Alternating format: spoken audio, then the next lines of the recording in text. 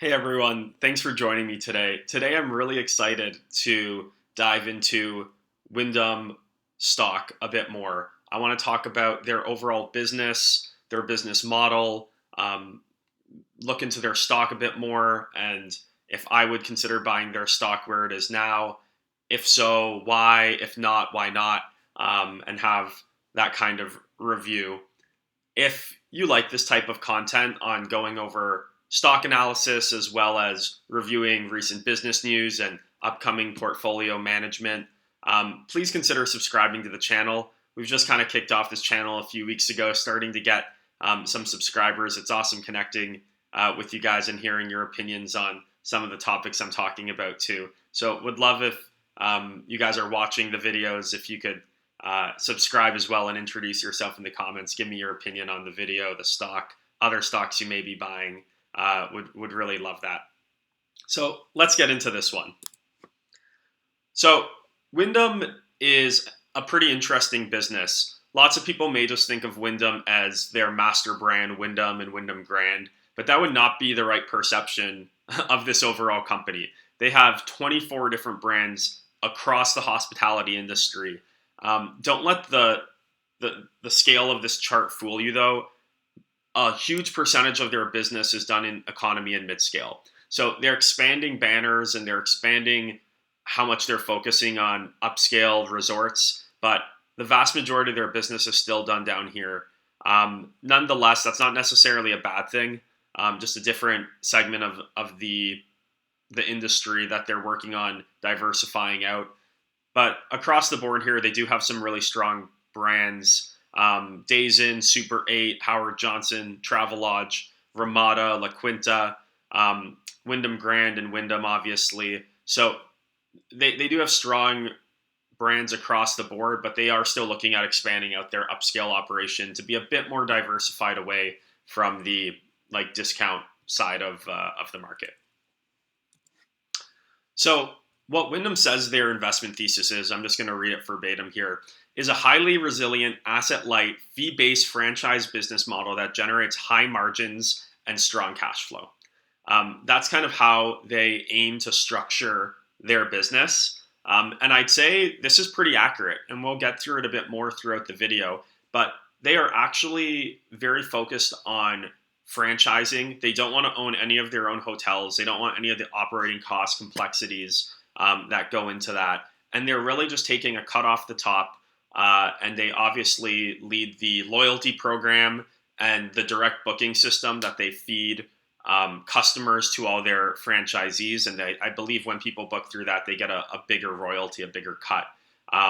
But generally speaking, they're just owners and stewards of the brand and fuel the brand and visitors for all of their business partners who own franchises. So a really unique business model to not want to actually own any of the hotels themselves.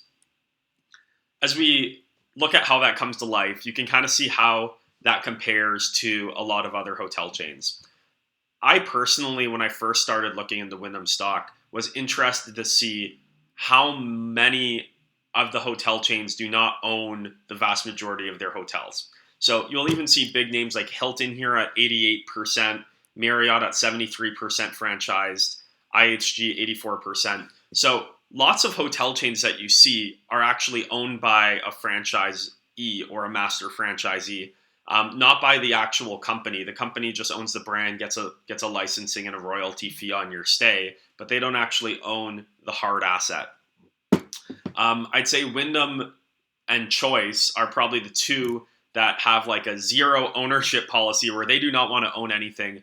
Wyndham's usually at around 99% because as they, acquire tuck-in acquisitions, some of those companies that they're buying own a couple of their locations and they work to get the right person to sell those to and then sign them into long-term franchise agreements. So at any given time, they may be about 1% off. But they're really focused on constantly striving to be 100% franchised. Hilton, Marriott, I think they probably want to own some of their, flagship properties and hero assets that they've held for 50, 60 years, and they have appetite to own and operate those. Nothing against that business model, but Wyndham is very focused on being completely asset light and just royalty fee based in terms of their revenue stream and it flowing down to profit. Going into their numbers and layout a bit more. So they have over 9,000 hotels, about 836,000 rooms. So just before we even go further than that, that means each hotel has on average, 90 to 95 rooms. So this is where my comment on the earlier slide really comes to life, where Wyndham is not at a company level, not the type of hotel where you go and it's 500 rooms. It's a huge resort, huge property, very corporate. They own some of those, they license some of those and get royalties from some of those businesses with the Wyndham brands. But the vast majority of their business is really in these hotel eights, Ramadas, etc., where it's these small business owners who are running 50, 60, 70 door hotels in the economy space and kicking off royalties to Wyndham. That's really their bread and butter and where their business currently lies in terms of where they're extracting revenue and profit from. And you see it come to life in kind of that calculation, despite all the fancy photos that you may see in their investor decks and the perception that they may be trying to pass along. Lots of their business is done in that space. Leisure guest mix, 70%. So this is true across their business. The vast majority of their customers are not traveling for business, so they're a bit immune to slowdowns in business travel and those kind of economic drivers. They also are about 90% drive-to destinations, so not reliant on expensive airfare or someone to get on a plane. Lots of their trips are just weekend destinations and trying to grow off of making those 2-night stays, a 3-night stay, or a 4-night stay with their loyalty program or kind of incentives that they give. I think they currently own 24 brands because they just bought one. We'll talk about that in a bit. And then this is really one of the main value propositions that they provide with hotel owners to get them into rebranding their hotel as a Wyndham resort. They almost have 100 million loyalty members that they're driving to their network of hotels. So by becoming a Wyndham franchised hotel instead of a mom and pop hotel, you get access to all of these loyalty members who then get those loyalty points and redemptions by staying at your hotel. And that really drives occupancy rates up for lots of hotel operators. In terms of their capital allocation strategy, the reason they strive to have such a asset-light business is because they really want to have very profitable royalty streams that can directly be passed on to shareholders and invested in the business instead of having a lot of operation costs and lots of variables that can potentially lower that profitability. So their key pillars, the number one thing is maintaining a strong balance sheet. They have a lot of liquidity. They do have a decent amount of debt, reasonable amount of debt, but it's definitely not low. But with that being said, lots of it's at a fixed rate, and that fixed rate was locked in during 2020, I believe. So they're very low interest rates. So I think they may be a bit hesitant to invest in paying that down at this point, given the low interest rate and other opportunities they have with that capital. But at some point, I wouldn't mind them pay down the debt a bit more. They have been investing in the business, so they've really been trying to build their pipeline of rooms through development, but also investing more in their sales force to go and try to sign up current hotels to get them to switch into a Wyndham hotel. And then lastly, they've been returning a lot of capital to shareholders. They do pay a small dividend, about 2%, but they really return most of their capital through share buybacks, which we'll talk about later as well. Talking about their asset-light business model and it coming to life a bit more, you can kind of see how low their expenses are. And I think this is through 3 months of the year. They tend to do 400 to 500 million in free cash flow annually. So I think this is 3 months. But in terms of their EBITDA being $500 million through the first 9 months, got 75 million in cashes, 60 million in interest, 30 million in development $30 million in other capex charges, a couple million in working capital. So you see like no major expenses for employees, no major expenses for marketing, to a great extent, because that's covered in licensing fees typically, and stuff like that. This is a very fluid business. Year to date, up until September of 2022, 60% of EBITDA was flowing to free cash flow. I think they tend to do about 55 to 60% in terms of a conversion rate. So this is a bit higher than we typically see, but it's great to see that on the EBITDA that they're doing, whatever, it's like 700 million maybe a year, that we see about 450 million of that just directly flow into free cash that they can allocate to dividends, buybacks, acquisitions, other investments that they want to make in development to expand like room pipeline in the future. So it's very easy business to understand because it's so little variables that are peeling away from the EBITDA.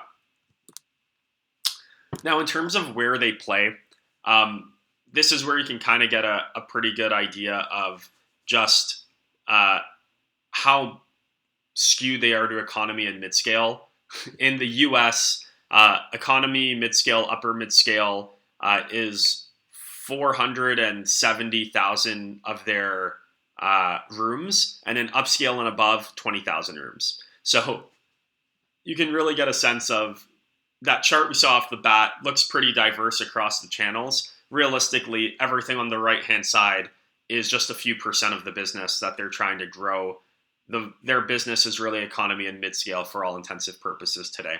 So about 60% of their business here in the US in terms of rooms, but 86% of royalty contribution. This is because they have a direct relationship with most of their US franchisees, whereas in China, where they have about 20% of their rooms, I think they have like master franchise agreements where they're outsourcing the right to the brands, and then that company is selling the franchises to individual hotel operators in China. So then they get the vast majority of the profits, and they're just kicking off a very small percentage of the royalty income back to the parent company. And that's why you can see such a disconnect from the size in terms of percentage of the total business and the amount of royalty income that's coming in.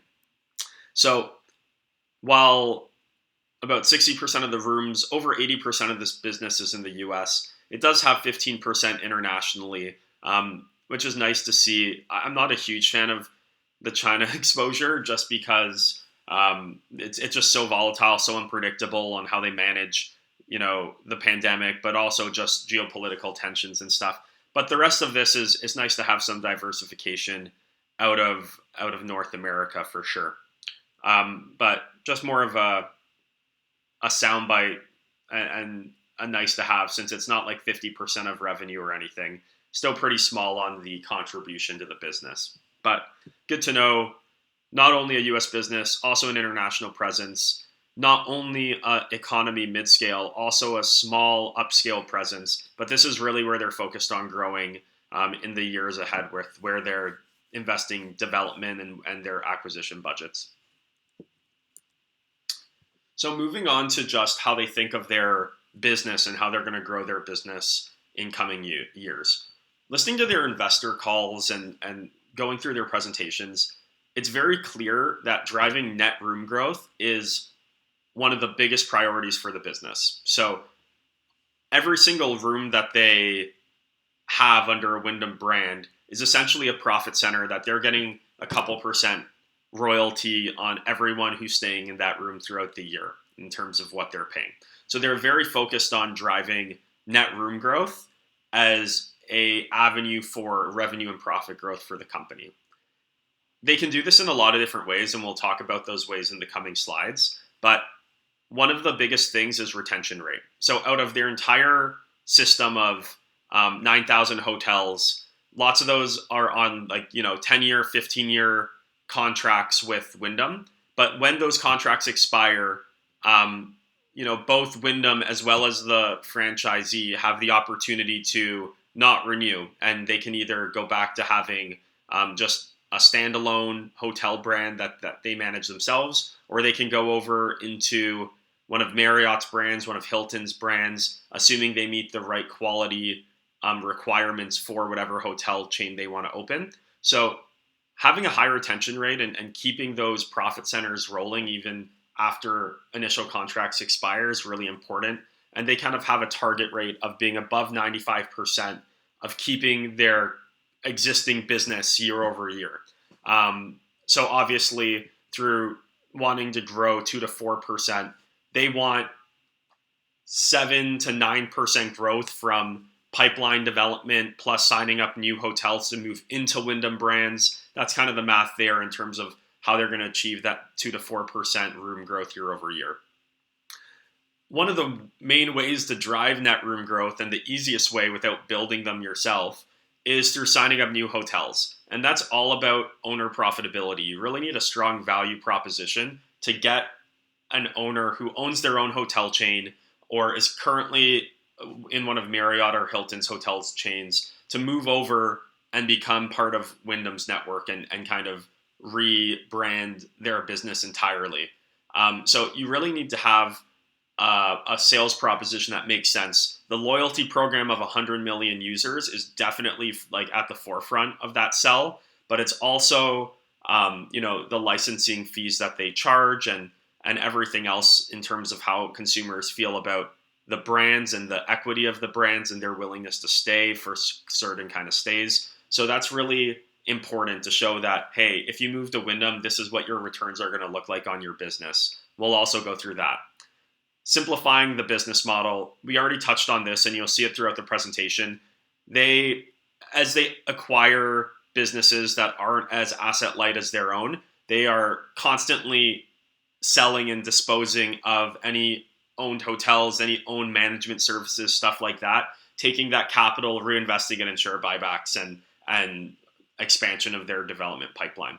So that's another thing that's constantly a focus. I'd say these three focuses haven't changed for a long time. These make sense for an asset-light business to be the three areas to focus on in order to maximize shareholder return. This is very similar to one of the last slides we showed. It just kind of shows where their revenue is coming from. So over 500, so about 90% of their revenue for 2022 is coming from just their core royalty fees from people staying at a Ramada paying $400 for their 3-night stay, and then Wyndham gets a check for 4% of that or something like that. So they'll make $15-20 on their stay.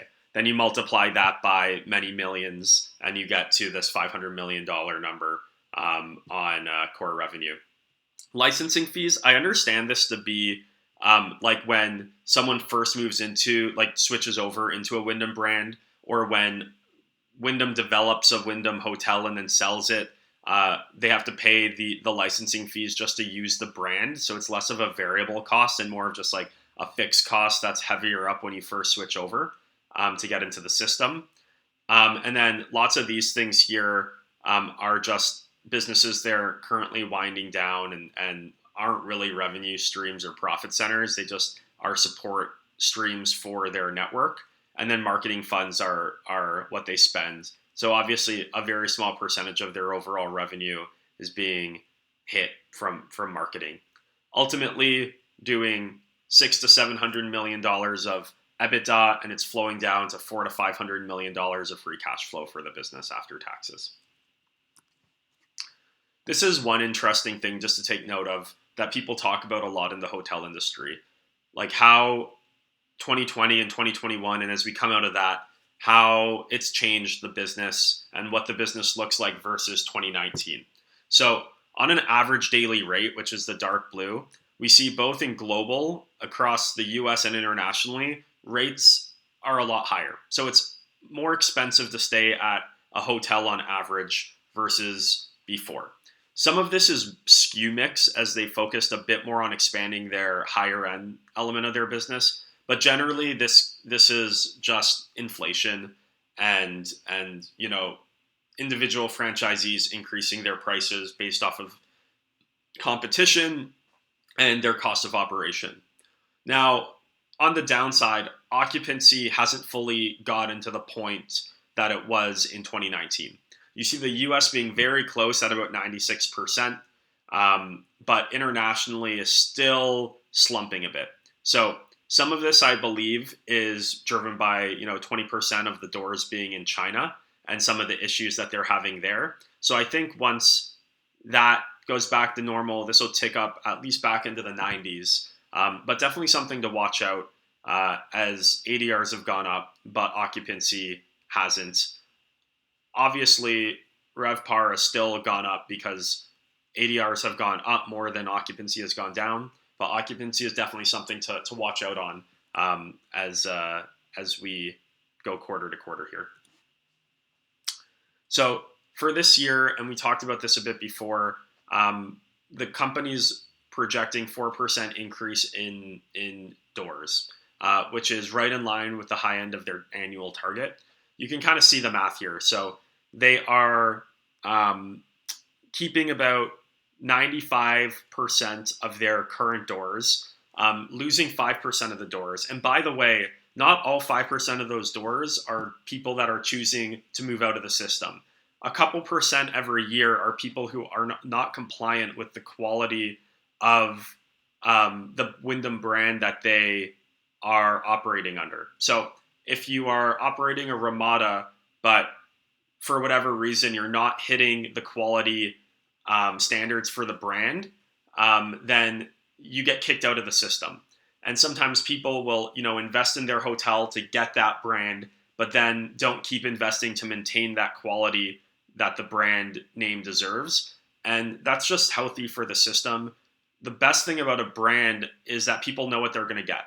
So if you have some bad actors in the system who aren't giving consumers something that they'd expect to get with the brand that they are, booking a stay under, that's not good for the system. That's not good for everyone else in the system and for the overall business. So it's best to just kick those people out, take the brand name away from them if they're not able to invest accordingly to, maintain the standards that you'd expect. But nonetheless, about a 5% loss on absolute rooms on their core business, but then they had 9% gross openings. So a lot of global additions this year, mostly through pipeline development. So they're opening new hotels, franchising them out and selling them to third parties to run, or third parties are opening their own hotels and coming to Wyndham or making deals with Wyndham to open it as a Wyndham or as one of their brands in order to, get some brand awareness and be part of the booking system off the bat. So net, I'd say this is in line with an average year of losing 5%, growing 9%, having that organic room growth. And that's a good compounding effect for shareholders if they can maintain that over time. Onto their pipeline growth. So you can continue to see the focus on this business is how do we grow global presence of rooms, because each one of them is a profit center. So they've been a lot more aggressive on developing their own rooms through acquisitions. Lots of these are in the mid-scale or higher space. So they're really trying to diversify away from economy, which lots of their businesses in today. So 3/4 of their pipeline is in at least mid-scale, which is still pretty low. But I think a good chunk of this 76% is in at least upscale to middle upscale to try to diversify their business away from, the lower ends or the discount side of the industry. You'll see another thing is they're also trying to disproportionately grow internationally. Right now, US is 60% of the doors, but they're growing 60% of their pipeline in international markets. This tends to be a bit more asset light because lots of these developments are not actually being done by Wyndham. They're being done by third parties, and then Wyndham's just coming to licensing agreements with them. So much easier cash flow to grab, but you're getting a much lower royalty fee on those. So not going to expect as high of a profit center coming out of the international hotels that are being opened versus these 40% in the US that Wyndham's more involved in. So yeah, currently at about 850,000 rooms. They have 200,000 rooms in the pipeline. So over the next handful of years, 2-3 years, or 3-4 years rather, they should be increasing their presence just on pipeline by 20-25%. And hopefully the net between new hotels they're signing up and hotels they're losing is also slightly positive. So that growth will be even more than that 3-4 years down the line as we look back on how many rooms Wyndham has in their system. So this is just an area I want to talk about different ways to expand rooms. And we just looked at the overall picture being 200,000, but there's so many different ways that this business is going about expanding their hotel and room count. And they're doing it so aggressively because they have no real operating costs. They have so much free cash flow that they don't know what to do with. They already return a lot to shareholders. They already pay a dividend, and they return a lot to shareholders through buybacks. So they're looking at how can we grow the profit pool to continue the compounding effect of the business. One thing that they're doing is they are launching a new brand, and this is for long-term stays. So extended stay brand, it's called Project Echo, and this chain is in one of the fastest growing segments in the hospitality industry, which is extended stay. So people wanting to stay somewhere for a month or 2 months or 3 months instead of a weekend or a week or 2 weeks. So the build out for these are a lot different, a lot more apartmenty than hotel room. And they really want to get a chain in this segment of the market just because it's somewhere they don't play today. And it's a high growth area for them, specifically in the US. They've gotten very good traction. So when they first announced this about a year ago, they were really striving to get 100 commitments by the end of the year to open these hotels. And through 3/4 of the year, they already exceeded that at 120 commitments, kind of despite the interest rate environment we're in and economic outlook we're in. I'd say that was very impressive, and they're very pleased on the earnings call in terms of the traction that this project and this new brand has gotten with development partners and franchisee partners. So that's one way they can do it. They can continue kind of creating their own brands. They don't do this a ton, but it's one thing that they can do as an avenue of room growth in different and unique areas within the hospitality sector. The second one is through acquisitions. So they just acquired a business in Europe, primarily in Germany, I believe, for about $50 million. So this was, they pretty much make $50 million in cash flow in 2 months, give or take. So they use 2 months of net cash flow after they pay their dividend to buy a new brand that has, I believe, 40 to 45 hotels. And now all of these hotels are going to be paying those franchise fees back to the Wyndham parent company, which will kind of expand revenues and profits on the outlook. So these are little tuck-in acquisitions. They don't do too many of them, but they are doing them strategically for these boutique upscale hotels as they want to kind of continue to invest there, grow their presence there, and learn as they expand in that space. And then the last one we talked about is just getting getting current hotel owners that own their own hotel into the Wyndham system. So they have a lot of selling material in terms of why it makes sense to go into the Wyndham system. I think this is probably the best slide to talk about it. They lay out what the cost is in terms of getting the hotel up to what the quality would need to be for its specific chain, what the royalty fees would be and the brand fees, and then what the interest expenses would be. So this is actually an example if you wanted to buy into a new hotel, what the cost would be. And it kind of shows how you'd have to invest about $1.5 million on upfront in order to help build out the hotel. But after it's built out, your estimated revenues would be $1.3 million at a 6% interest rate on the rest of the build out. You'd be paying a couple $100,000 a year in interest, and your EBITDA would be almost $300,000. So if you operate this hotel, you can get a cash on cash return for 17%. I think they say in their earnings call, if you are like operating it with your family, or you're the one at the front desk all the time and you can cut out that salary, this would even tick up from there. So opportunities to deliver, 20% cash on cash returns, to run your own business. That's kind of the sales pitch they give to entrepreneurs and franchisees that are looking at getting into this space. I think I've also seen something similar for moving from an existing hotel and refranchising it under Wyndham, and the cash on cash returns based off of the higher occupancy rates through the loyalty program that Wyndham can provide. So in both cases, whether it's completely new hotels or transferring over hotels, the sales or the selling that's needed to get more new users of hotel operations into the Wyndham system is another avenue for growth that's very organic, very profitable, because they don't have to obviously pay for a development or pay for an acquisition in order to obtain that business. So let's look at kind of their results a bit.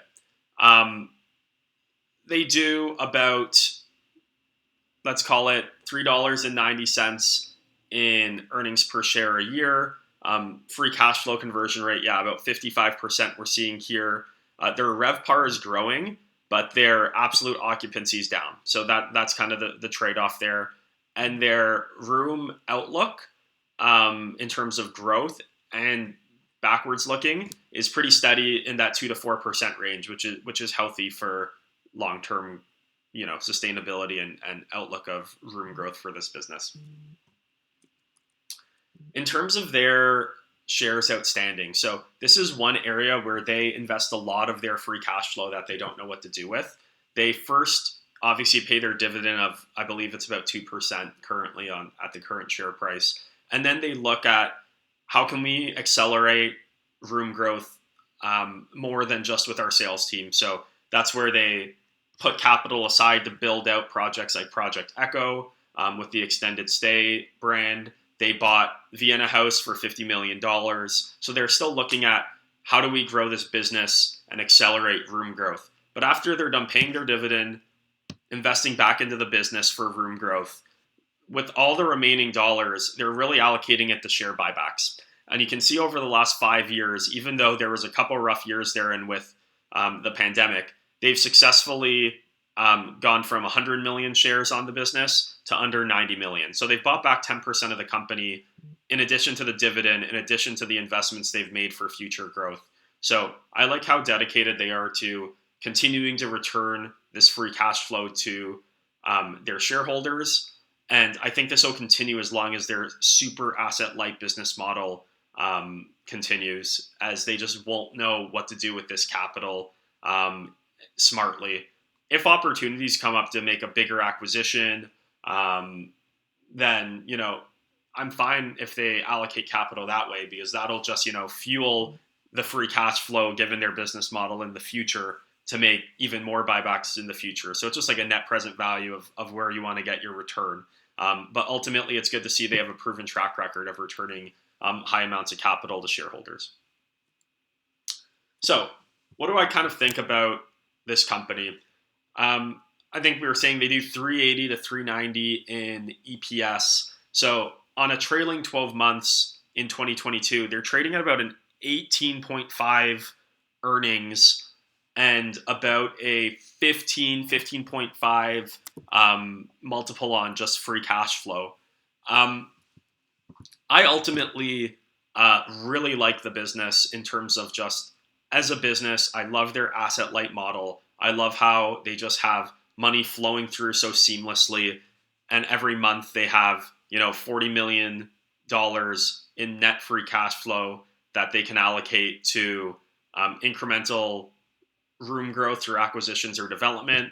Or if those opportunities aren't there, they just buy back shares and continue to feed the compounding flywheel of total shareholder return either way. So I really like the business.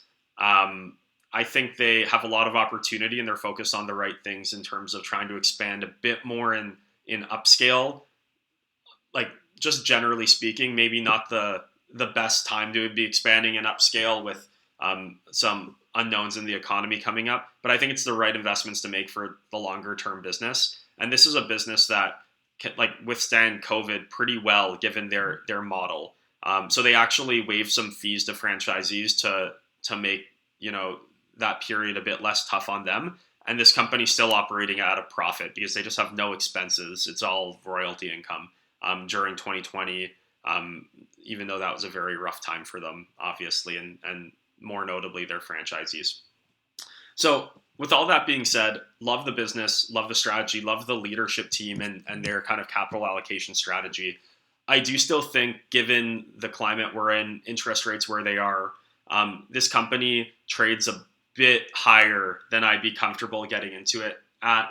I think in a world where we go into an extended recession potentially, this company would still feel weakness on average daily rates, potentially occupancy as well. So I think there is downside on earnings and the outlook that I definitely want to factor into an investment that I make in them by having a margin of safety on the valuation. And I think trading at 18 times earnings, this company's right in line with the market, maybe not pricing in some of that potential risk. I think it's probably being offset with the excitement over, the room growth and their history of returning capital to shareholders and buying back shares.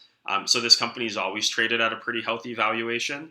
But I think at 18 times, the company's not for me here. If this company was to go down, 14 times, 15 times on EPS, and then be trading like 12 times free cash flow, I think that gives me more of a margin of safety that I'd feel more comfortable investing in the company and acknowledging the risks that they potentially have, but then taking that 6, 7, 8% return in the meantime while we wait for it to potentially come.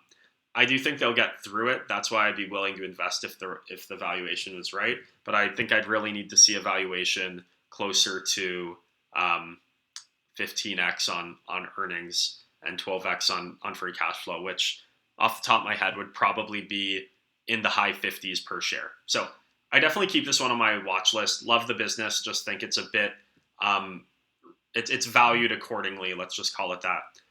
So going to keep an eye on this one. With that being said, would love to hear your thoughts on the video. If anything was said that you didn't know about the company or that you learned about the company, if this is a company that you'd consider investing in, or if you have invested in it, would love to hear what you have to say about the business and your thoughts on kind of the analysis that we went through today. But with that, I'm going to put an end to the video. Once again, if you like this type of content, please consider subscribing to the channel. And also would love to hear from you in the comments. Like the video, really helps the video out a lot. And thank you guys for joining me today.